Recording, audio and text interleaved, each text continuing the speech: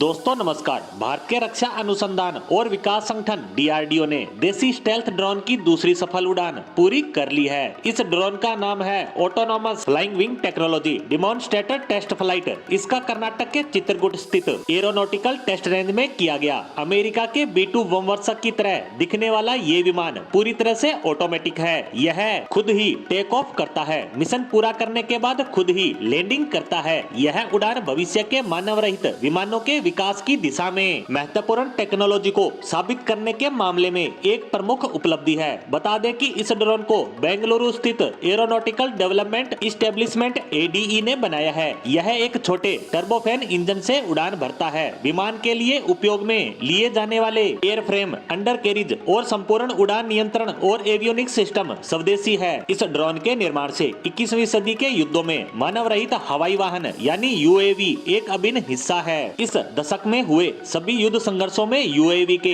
इस्तेमाल का चलन देखा गया। युद्ध में एक निर्णायक हथियार के तौर पर UAV को बीते साल के आर्मेनिया और अजरबैजान के बीच नारगेनो काराबाग के संघर्ष के दौरान पहचान मिल गई है, जिससे देखने को मिला कि युद्ध के मैदान पर ड्रोन पूरी तरह से हावी हो गए थे। UAV यानी ड्रोन तकनीक तक अब आतंकियों की भी पहुंच बनती जा रही है। पिछले साल भारतीय सेना प्रमुख ने बताया था कि ड्रोन हमले का खतरा कितना गंभीर है। साथ ही भारत के UAV ड्रोन बेड़े को मजबूत करने की जरूरत पर बल दिया था। भारतीय सशस्त्र बलों ने इस अहम मुद्दे को समझते हुए इस पर आगे बढ़ना शुरू कर दिया है, जबकि देश में प्रभावी लड़ाकू ड्रोन बनाने के स्वदेशी प्रयास अब भी प्रारंभिक चरण में है। इसका मतलब ये है कि भारतीय सेना इस दशक के अंत तक आयातित ड्रोन पर ही निर्भर रहेगी। भारत ड्रोन और UAV के मामले में पाकिस्तान से एक दशक और चीन से तो और भी ज्यादा पीछे है। पाकिस्तान और चीन लड़ाकू ड्रोन समेत कई अन्य सैन्य प्लेटफॉर्मों और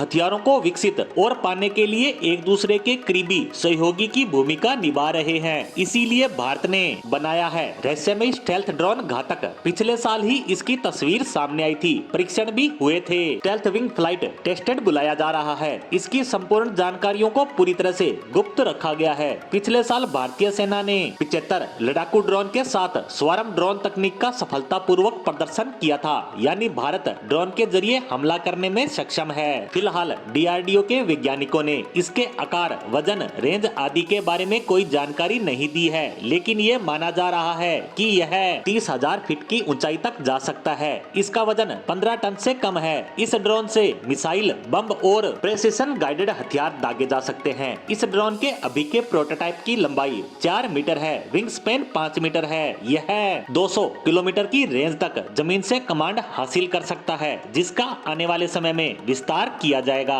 इसी के साथ DRDO द्वारा किए गए इस टेस्ट पर हमारी आज की पोस्ट को यहीं समाप्त करते हैं। धन्यवाद।